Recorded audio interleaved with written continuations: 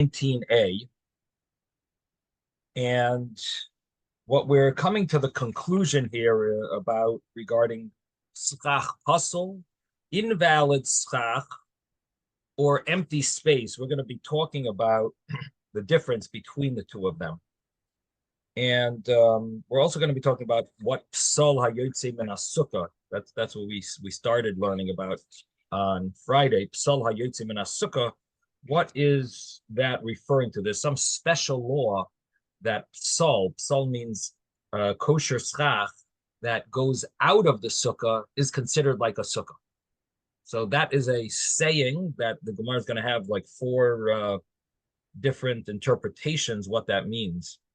And so that's we're gonna start that again. We rushed through it on Friday, so we'll just we'll actually learn it now on a little more with more clarity.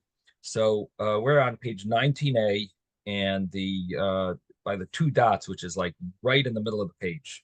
It must be about 25 lines from the top.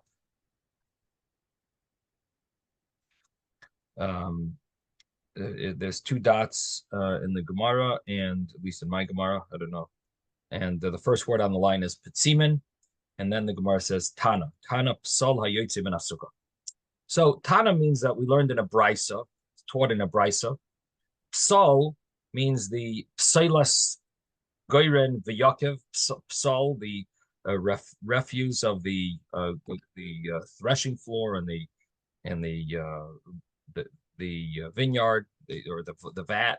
So all of those the things that you don't use that are grown that grow from the ground, they're considered psal, kosher schach. Psal is another word for kosher schach. So the psal that goes out of the sukkah, hayotze min sukkah, is nidoin to sukkah. It's considered like an actual sukkah itself. So the Gemara is, of course, bothered with what is that referring to? It's very vague. What does it mean? It's going out of the sukkah. Is it sticking out of the wall? It's sticking out behind the sukkah. It's sticking in front of the sukkah. Is it something inside the sukkah? And we're going to have to translate what yotze means. It goes out. How does it go out? It's not out. It's inside. So the Gemara is trying to figure out what this means. So the Gemara has all these answers. Amar Ula. Ula says, what does this mean? Kanem hayotzim lo achoyrei hasukkah. It means these reeds, meaning schach, that goes outside in the back of the sukkah. So what you have is a three-walled sukkah, and then you have schach that's sticking out from the back wall. And so when you have schach sticking out from the back wall, that's actually a kosher sukkah schach. That sounds surprising. You don't have walls around it. You only have one wall because you have a three-walled sukkah, true, and that sukkah is a kosher sukkah. Now, if you sit behind the sukkah, and some of the schach sticks out, is that going to be a kosher sukkah? Do you have three walls? We've always learned you need 2.5 walls. It needs to be approximately 3, and you need you need to have a certain measurement of a sukkah. So how could this be? And this brisa basically taught that it's considered a sukkah. It's considered kosher. So the Gemara says, what do you mean? You need to have 3 walls. So you're just sticking the schach is sticking over the back wall. How does that work? So the Gemara answers, but we have 3 walls, meaning that the walls, for whatever reason, are sticking out from the back of the sukkah. So in other words, you put the middle wall of the sukkah, you didn't put it flush against the end. You put it a little more inward. It's indented inside. The Gemara says, okay, it sounds cool that you have 3 walls, but you still need 7 handbreadths. It's not enough to just have an indent of that wall that is not flush against the back of the end of the 2 side walls. It's indented, okay, but still it doesn't have the shear of the hechsher sukkah of a kosher sukkah, which is 7 handbreadths by 7 handbreadths, which we've been learning. We've known that measurement from almost day one of learning sukkah. So the Gemara answers, B'di'ika, now you have 7 handbreadths. So it's not just a little indented, it's pushed in 7 handbreadths worth. So what do you have here? You have 2 sukkahs back to back now.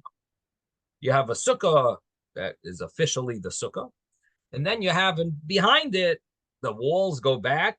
The middle wall is basically a middle wall for both, and you have two sukkahs.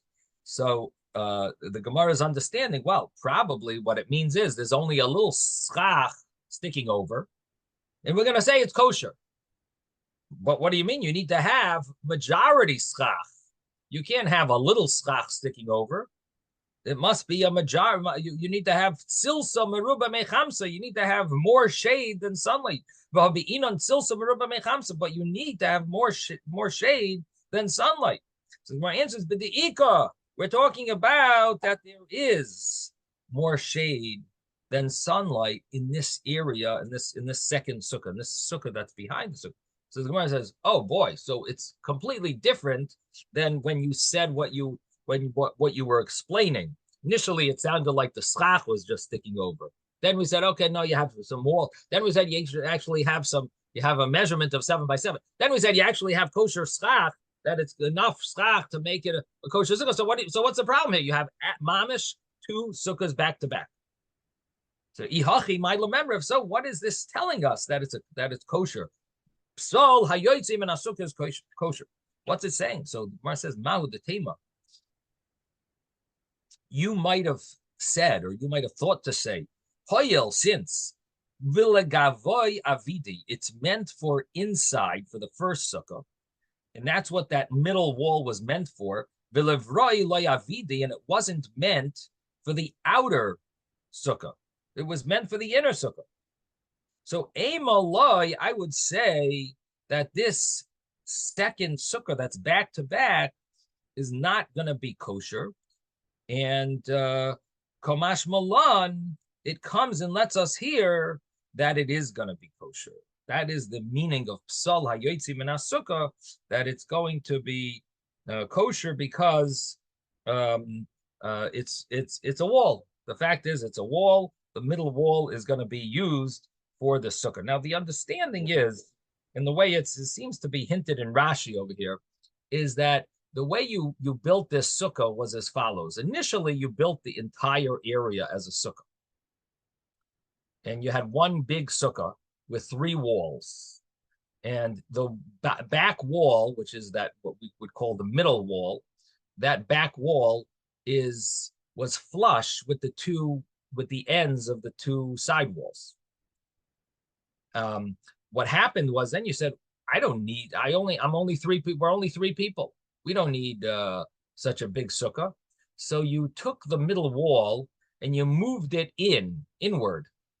And so now you've lessened your sukkah to a smaller sukkah. And what you did by doing that is you now can say that what is the purpose of that middle wall? It's really only for this small sukkah that you've now changed from a bigger sukkah to a smaller sukkah. That is the sukkah that your intent was when you made that middle wall. And if you look in Rashi is like 8 lines or 10 lines up in the bottom. He says, Levroi lo yavidi. It wasn't meant for the outer sukkah. So Rashi says, the doifen emtsoi, the middle wall, doifen emtsoi zeh, this middle wall, lo lekach nase. It wasn't meant for this. It wasn't meant for the outer sukkah. It was meant for the inner sukkah. And then he continues and he says, V'gam shevet stadin, even the side walls, tchilasin l'shem sukkah, and on the side they change it. Tchilasin l'shem sukkah pnimis nasu. They were meant for the inner sukkah. That's why they were meant. Ella, but shehichnes doifen emtsoi l'seichon. But he moved that middle wall inward after he saw that it's enough. After he saw that it's enough, the size was sufficient. When he saw the size was sufficient, he moved it inward. So really, the purpose was all about this middle, this first sukkah, and the other sukkah is really, it wasn't meant for that. And so the conclusion of the Gemara is that it's good enough, even though it wasn't meant for that. It's still going to be, a kosher sukkah. Now the question really is, So what's the what what would we really have thought? Um, you have walls that were not meant for a sukkah. Okay. Um, is that such a chiddush, such an important thing to teach us? And Taisvis asks this question, and he brings a source. He says, why would this rabbi Ula think that you need to tell us that? Why would he think that that's the meaning of a brisa when we know that walls don't have to be made for the purpose of this sukkah? Think, for example, and Taisvis brings this as a source. He says, think page 18a. If you think about the Mishnah or 17a, excuse me. Think about the Mishnah on 17a. The Mishnah on 17a talks about a sukkah that you're going to use the walls of your house for, right? You got the apartment building, let's say the Ches apartment building with the ledge, and the ledge is less than 4 cubits. So if you have an apartment building, 1-floor apartment building that's shaped like a letter Ches, and you've got a ledge going all along the apartments, then you want to use the ledge as hold up your schach, and you want to use the walls of the apartment buildings as your sukkah walls. Is that kosher? So as long as the ledge is less than 4 cubits, it's considered a kosher sukkah. Daifen akuma, that was the bent wall. The ledge is a bent wall, and the wall, the real wall, is the sukkah wall, is the apartment building wall. And is that a kosher sukkah? Yeah, was that meant to build for a sukkah purpose? No, it's meant for a house. So you see from the Mishnah on page 17a that you don't need walls to be made for the sukkah. So here also you have a sukkah that you made the sukkah initially too big. So then you moved in the middle wall. You moved in the middle wall further in because it's you wanted to have a smaller sukkah. And now you have a sukkah back to back, the back sukkah. And that sukkah was not meant, okay, the walls were not meant to be, wasn't meant to be a sukkah. So what's the brisa telling you? You could use it? Of course you could use it. What's the shiloh? Why should it be a shiloh if you could use the such a sukkah?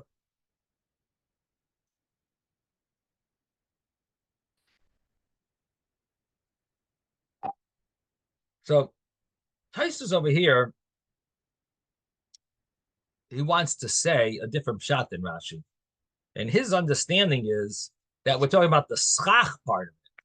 We're not talking about the walls. We're talking about the schach part of it. In other words, Rashi's making a big deal out of the walls. The walls were not meant for this sukkah. The walls were not meant. Okay. Taisa says, what do you mean? The walls don't need to be made for the sukkah. But he says, but let's consider using the schach part and say the schach was not really meant for the outer sukkah. The schach was meant for the inner sukkah. And now you're basically saying, no, I'm using the schach for the outer sukkah. So that's that's what Taisus over here wants to say, that the chiddush is, even though the schach was put for the inner sukkah and not for the outer sukkah, nevertheless, the outer sukkah is going to be kosher. And the question is, so what does Rashi do? Why did Rashi not want to learn that?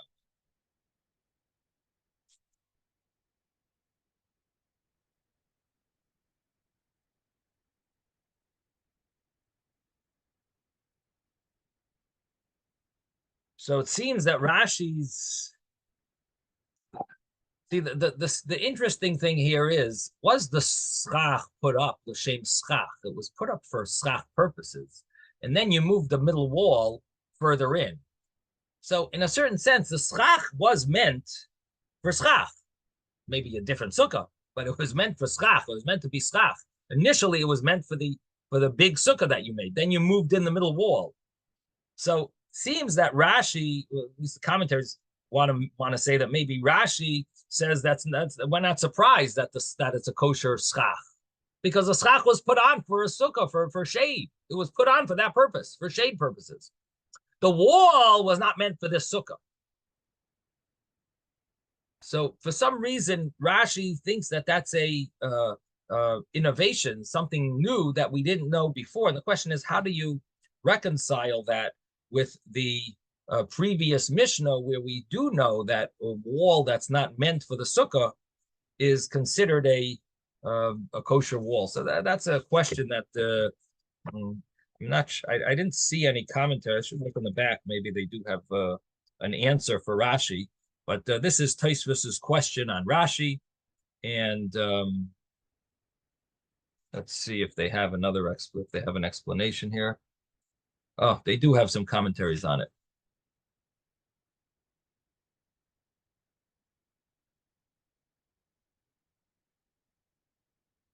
So the first answer they give in the back is that when you build a house, so that's so permanent that it's meant for whatever you're going to benefit from it. But when you build a sukkah, because it's so temporary, so there we would say you build it for what you build it for. That was a house, you sort of like it's such a permanent structure. So therefore, you could say that that wall is going to be kosher for anything you want to use it for. You want to use it for a sukkah, use it for a sukkah. Whatever you those is, even though obviously you have in mind you're building it your house, but once you build a house, the permanence of the structure takes on an element of its own, being a wall. This is a solid. This is usable for many different purposes. When you have a temporary structure, so it's really just there for what you need it for, and we would question if you could use that for another sukkah.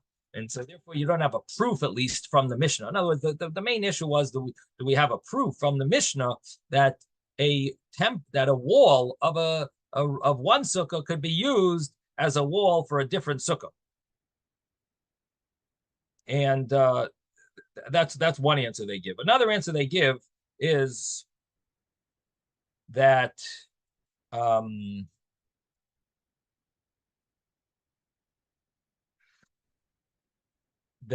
when you have a portico, so the portico is nullified to the house, and that's how you get into the house. And therefore, the walls of the house are really walls for the portico. And in a certain sense, it is walls for the sukkah. However, the sukkah, using the middle wall of the sukkah to go for a back-to-back sukkah, so its purpose has no element of being a wall for that side. It's only meant for the inner side. So in other words, when you have a portico, that wall is meant for two sides. It's meant for the inner side. It's meant for the outer side. But when you have a sukkah, it's just meant for the inner side. And therefore, there's reason that maybe you would think that it wouldn't be kosher. Another answer they give is that it's not always the case that a brisa can't say something that a Mishnah that's clear from a Mishnah. Sometimes you have brisas. I guess they have some sources where you have brisas that do sometimes say similar things to a Mishnah, and even though you could prove it from a Mishnah, the brisa also writes it. So that's another way of answering Tosfos's question. And then the final answer they give is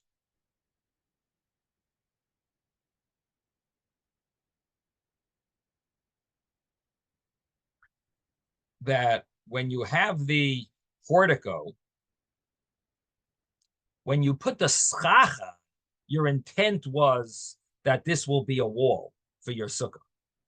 So in other words, it goes by when you place the schach. If you place the schach and having what you have in mind when you place the schach, then we can use it as a wall. But here, because the schach was placed, thinking of this wall as a wall for the inner sukkah, so you place the schach at the time of placing the schach. That's where the issue comes up. That's a very interesting answer. The one answer that they don't give you the source for. But that's It's a powerful answer. In other words, when you place that schach, you had in mind that this is the wall for this sukkah. When now you're using that, you're basically you're saying I want to use the wall for a different sukkah. No, it all took effect when you put the schach on. So at the time that you placed the schach, you meant it for this inner sukkah, and therefore that's what they can be used for. And but when you put the schach for the the portico, that sukkah, that's a portico that goes all around the three wings of the apartment building. So that sukkah, when you place the schach, you wanted to use those walls for your sukkah. They're good. They're kosher. Here, you put the schach on, you wanted to use it for your inner sukkah. Then you moved the back wall and moved it inward. Now it's surprising, or at least it's something to tell. It needs to tell you, to clarify that that's going to be kosher. You can redo the inner wall, the back wall, and redo it, and you'll make a different sukkah out of it. It's still going to be kosher. We can use it for both, and it's not going to be a problem. So that's what the brisa comes and lets us hear.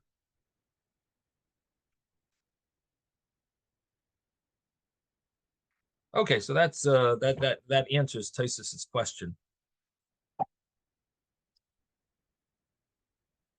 So now comes the next answer. The next answer of the Gemara is Rabba Rav Yosef, Amri Tarvayu. Rabba and Rav Yosef, both of them say, Hacha bekanim hayotzim lefnim min hasukah. Here we're talking about reeds that are going in front of the sukkah, the exact opposite of the previous case. The previous case was you have a back-to-back sukkah. Now we're doing you were adding on to your sukkah in the front. So you've got these schach that's sticking over the front. Guess what? You're going to be allowed to sit under that schach that sticks out in the front of your sukkah.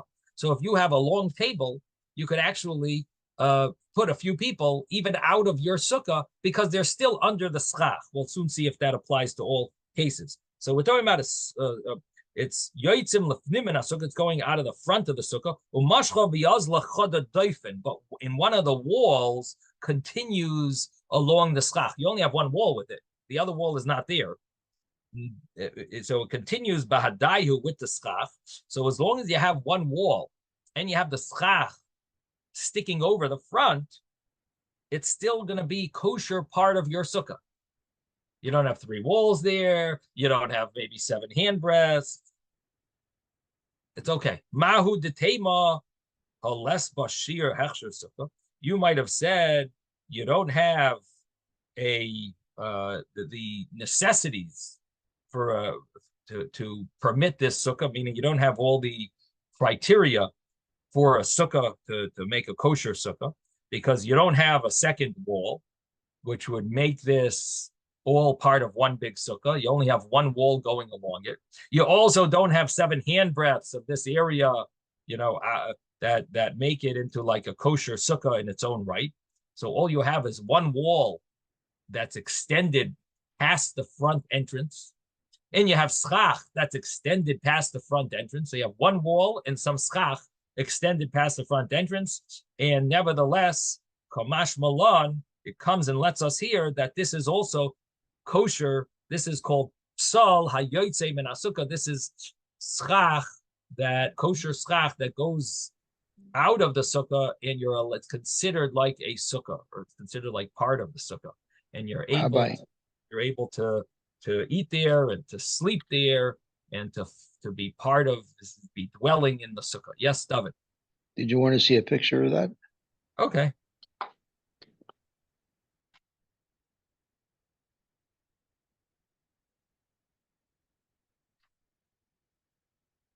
Rabbi, don't you have the front wall also forms the second wall? So you want to say that there's a fourth wall to No. You're saying this stuff is hanging out from in front, right? Okay, so you have you're saying there is no wall in the front. It's just right. There's no entrance wall. Correct. Yeah. But can't you say that where the two other walls end, you can drop an imaginary wall there, plus the extended wall that forms two walls? So here you have the picture of David's sukkah.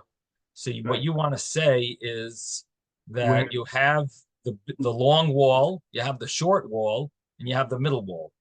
And this the Gemara tells us is kosher. And you could sit even under this front schach.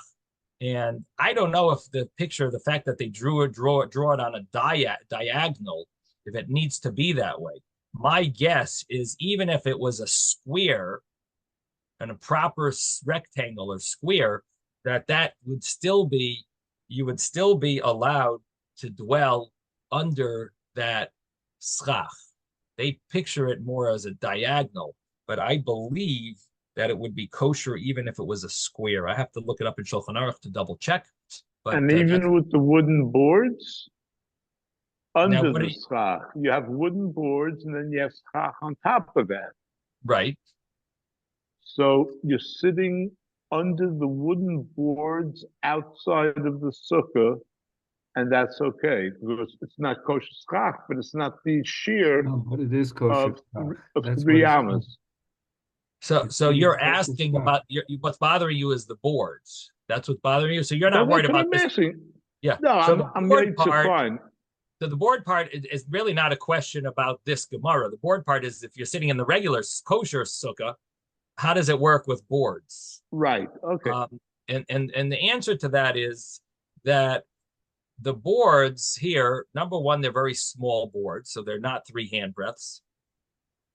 And number two, these boards are there to hold up the schach. So you're not using them as schach, you're using them as Supports for the holders. schach. They're holding the schach. And in addition to that, even if it would be invalid schach, you have up to 3 handbreadths Right. of invalid schach. So which these aren't, and they don't they don't seem to reach anywhere near that. So therefore, it would not be a problem at all. And that's what everyone does nowadays. We use wood that holds up. We use wood boards that hold up the schach. So it's the accepted way of building a sukkah, the wooden boards. But the Ezra was asking a question here. So what so now maybe explain your question, Ezra. Oh, you want me to explain it? Yeah, you were asking Okay, something. so first of all, I didn't know that they also extended the second sidewall. My assumption was that if they didn't extend the second sidewall, you had the one wall that was extended, the one that's in the back side, and then at the front of the sukkah, you can actually drop an imaginary wall that would form your the second wall of the sukkah itself. And then now, if they're extending the wall in the foreground, even if you were to extend that, you know, 1 tefach beyond the entrance to the wall, that would be itself a kosher sukkah. So why do you have how do you make that fourth wall? You want to use the rule of P No, I don't Tikva? want to. I don't want to make a fourth wall. I'm just saying that for this extended area that's in the front, you could actually create what amounts to as, or you can say that there is a kosher sukkah there. Uh-huh. But But what about if it's only 5 handbreadths and not 7? then that would be a problem. Uh-huh. So the Gemara is saying that's not. It's okay even if it's only 5 handbreadths. I didn't really get what you're use. What is your middle wall that you're going to be using? What were you referring to as the middle wall? So you see where the last uh, horizontal piece of wood that's holding the schach up? Yes. Okay, so why can't you drop an imaginary wall there. Imaginary wall. Oh, I see. So you want to use that as a P-tikra wall. You want to say P-tikra yard decisive, right? So that's a good question. Ezra's connecting this with the previous Gemara. The previous Gemara said we have a concept of P-tikra, where you can make an imaginary wall because you see the edge of the ceiling, and then you would be able to and you have a imaginary wall. It's an interesting thought. Again, it's not exactly what our Gemara says, because our Gemara is telling us even if it's less than the measurement of a sukkah. But let's just think about that. Would that work? Anyone have any thoughts on that? Could you make an imaginary wall from that board, from that piece of whatever it is, a 2x4, let's say, that's holding up the schach? Maybe that could be used as a P-tikra wall. It's a good thought. It's definitely a good thought. Anyone? What do you think, Victor? I thought the wall, it has to be part of like the portico. We can't be part of your sukkah. I thought that whole P-tikra thing was for not the sukkah you built, but for something you were using that was already there.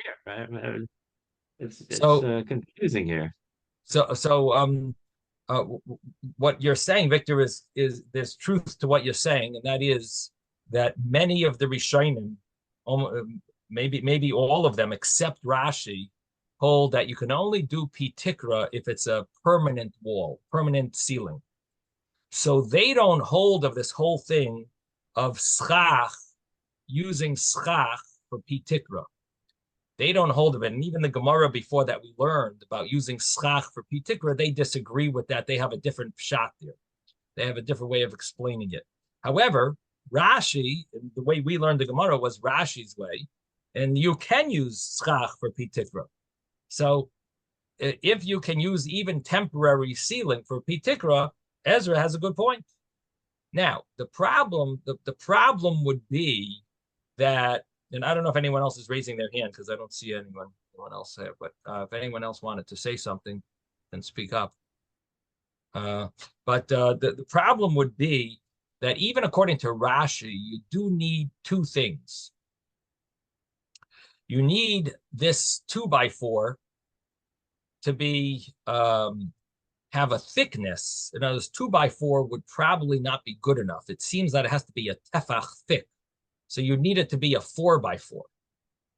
A 4x4, that would be like a 4x4 is like 3.5 inches by 3.5 inches.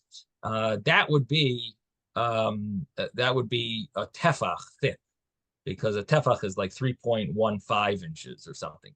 So if you had a 4x4, you probably could use that as P-tikra, according to Rashi. Again, I don't know if Shulchan Aruch agrees with if it brings Rashi's opinion. Rashi is what you call a das yochid, an individual opinion. That's not the common view accepted. I skipped over it because it was a little complicated. But Tosfos, if you look on page 18b, there was a huge Tosfos over there, and Tosfos over there comes up with another interpretation, and that's how many of the other commentaries want to learn, and they want to follow the Tosfos's way of understanding it. I got a little nervous if we spend too long on that, so I skipped over it. But I do want to finish the chapter before Yom Kippur. So, but if people do want to go into it, we can maybe when we finish, we could always look back at that. But anyway, the point is that you got a good point, Ezra, that theoretically there could be an option that you would use that as a P-tikra schach, and maybe it could be you could consider it a wall. Yeah, so it sounds like a good idea. It sounds like a good option. The question would be, see, the Gemara had an issue with, is this meant to be a wall when you put that beam up? So this actually might create a problem. The more I think about it, that if you have this 4x4 there, what was the 4x4 initially put there for? It was put there to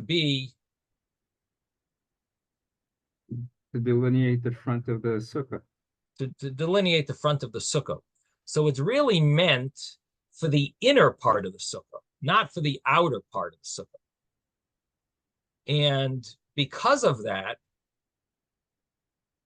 there's a machlekes in our Gemara if you could use that for the schach.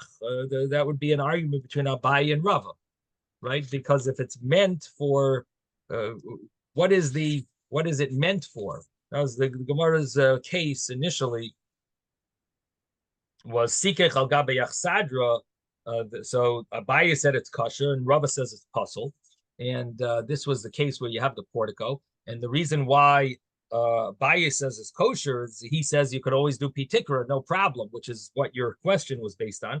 But Rava says no, if it's meant for the inner part, then it's going to be a problem for the sukkah.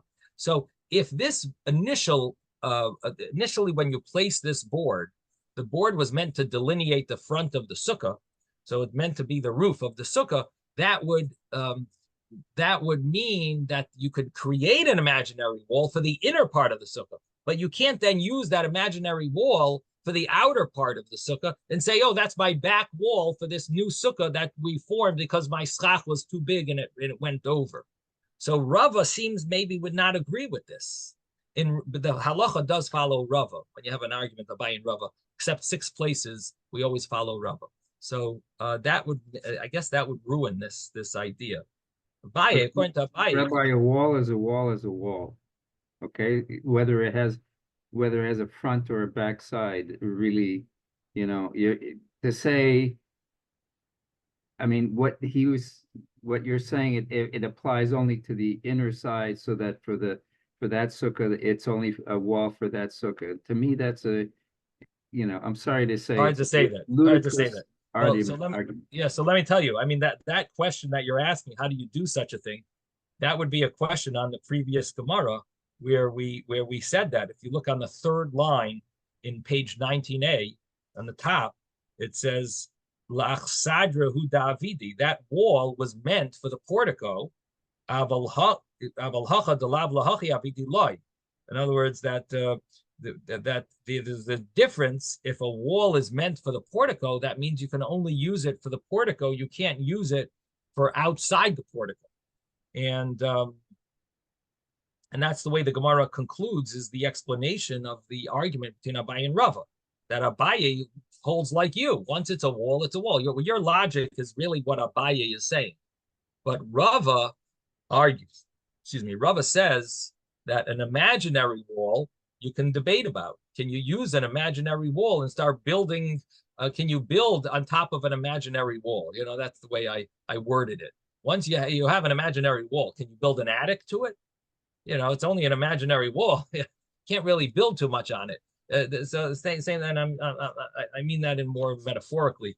But in other words, you take an imaginary nap upstairs. Right.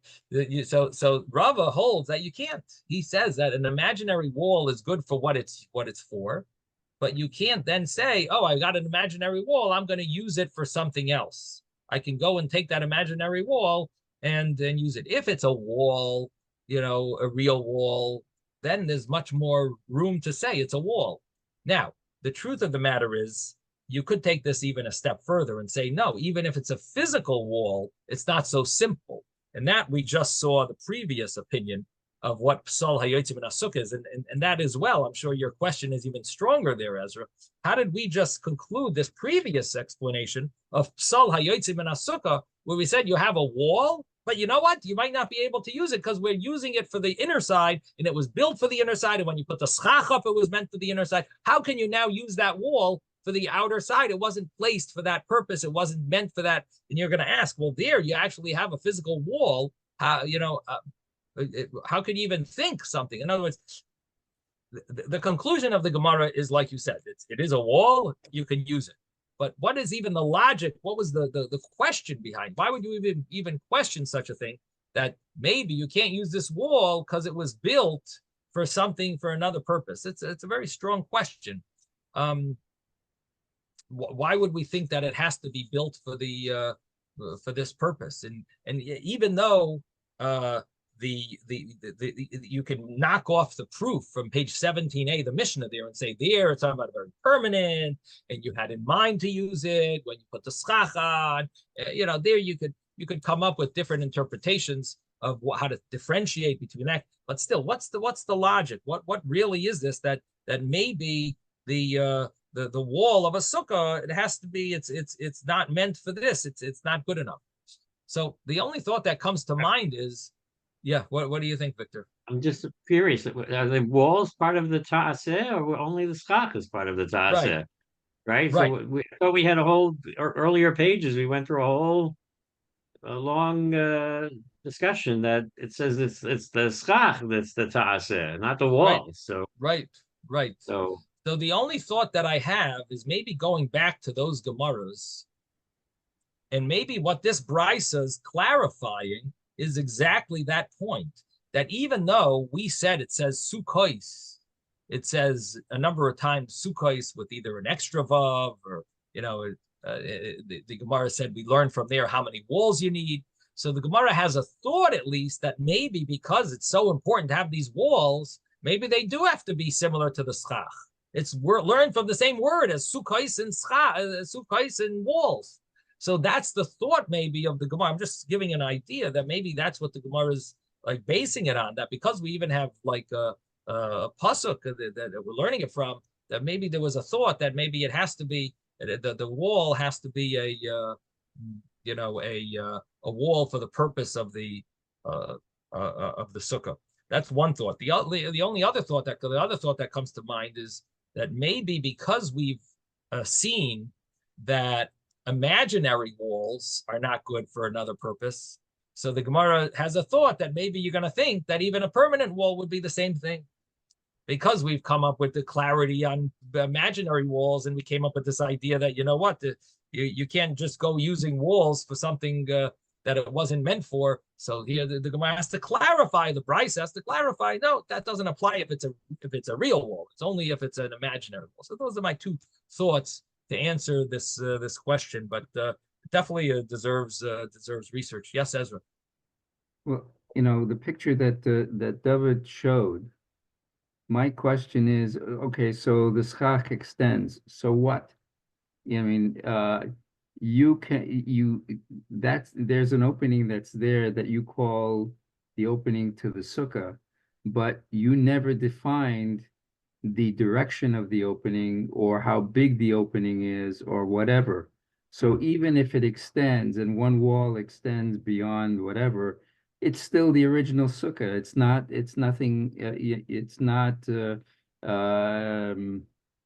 a new creation, so to speak. So therefore, why even ask the question?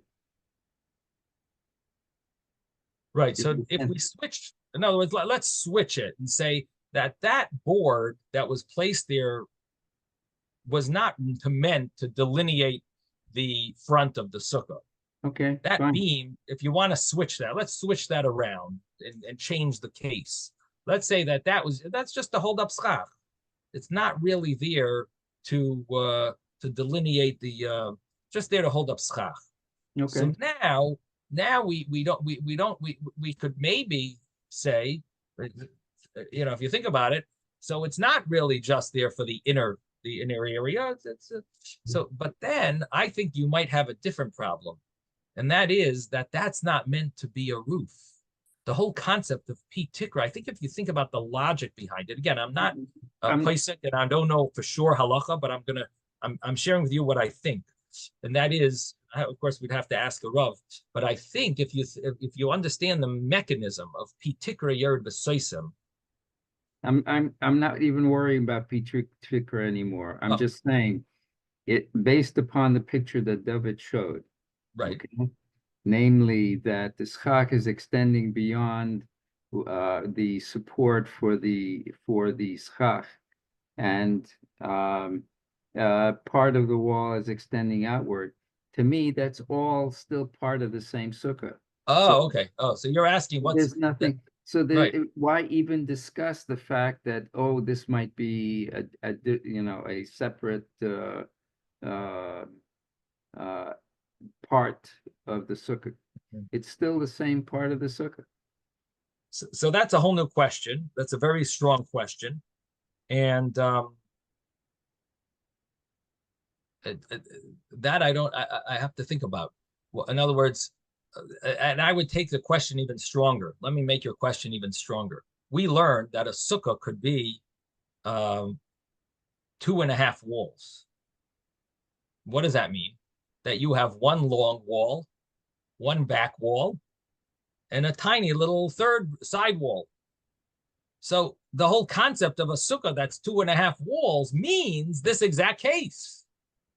So what's the Gemara so surprised about? Why do we need a brisa to go tell us psola yotzei ben sukkah that this is a kosher sukkah? This is it's a strong question. I think, and I think this is what you're asking, Ezra. But I'm just taking it making it a little stronger. That we have an additional case where this is the exact case of 2.5 walls. How do you have a case of 2.5 walls that's not similar to this type of picture, where you have one long wall, one back wall, and then you have a small little side wall?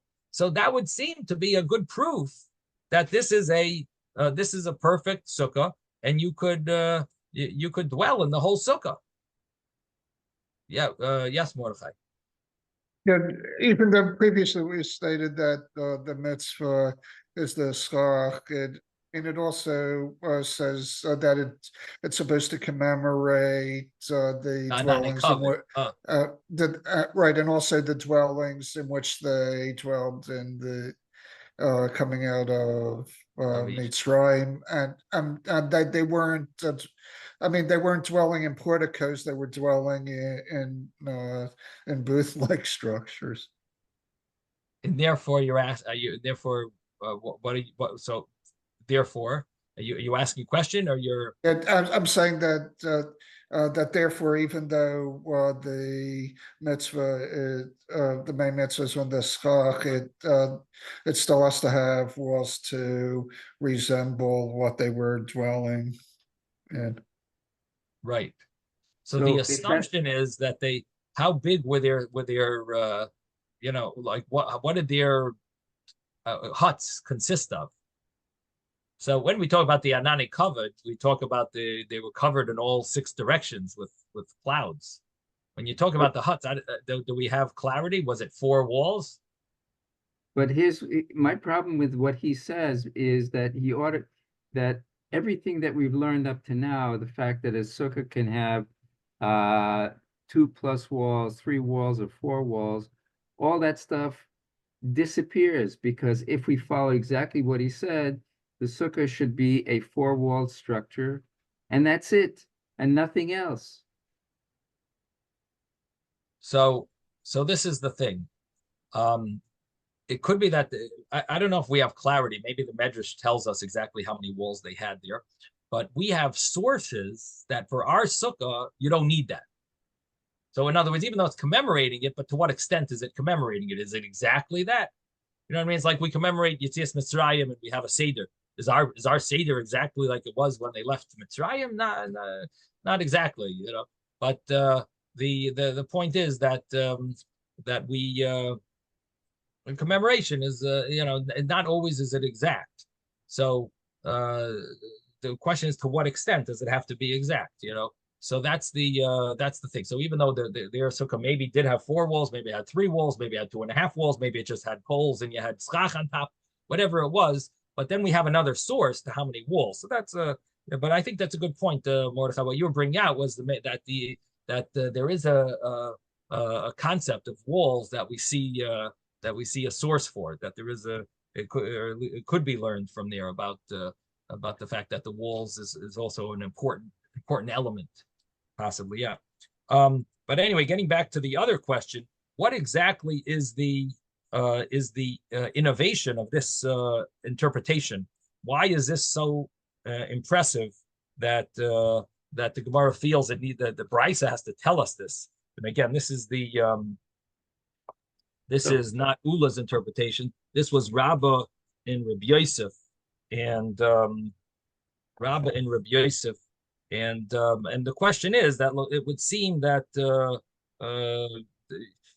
you could learn this from the case of the 2.5 walled sukkah. So Rabbi, isn't the issue of when the person put up the schach in the beginning, and then afterwards he moved the wall. Now that schach, when his kavanah for the schach was for the inner sukkah. Now he moves this wall, and now that how does that kavanah transfer to the outer sukkah? Yeah, so In that's other words, he that's Ula's. That's the you didn't have previous. to do, earlier we had you lifted a little or you Right. whatever. You didn't have to do anything. All he did was Right. move the wall, and it's still well, fine. The other side, oh, that's still a sukkah also. Like he didn't So do anything. right, correct. The thing is that it was placed there for a sukkah. So the way Rashi learns is you don't even have to question such a thing. That's obviously kosher. Tosfos wants to learn that that's what the Gemara is telling you, that you might think that that would not be kosher as you're explaining it and elaborating on it. And the Gemara's conclusion is that it's okay. It was put there as a sukkah. Initially it was placed there properly. All you did was switch switch something around, but it's basically still a sukkah. So it turns out that it's not a problem. It was placed there properly. It is a little chiddush. It definitely seems a little surprising that could be that if you think about the schach and you say it was now it's a different sukkah, you would think that could be a problem. Tasav leiman also, right? You're now making the sukkah a different configuration. It's a new wall. It seemingly is switching things around, but the Gemara's conclusion is that it's kosher, and that's how Tosfos is learning that that's exactly what the insight of the Gemara is telling you, that it is acceptable. So anyway, getting back to here, this is a question that is a strong question, and the Sfas Emes asked this question, and he says, like, what's the what's this chiddush? What are you teaching me? We know such a thing.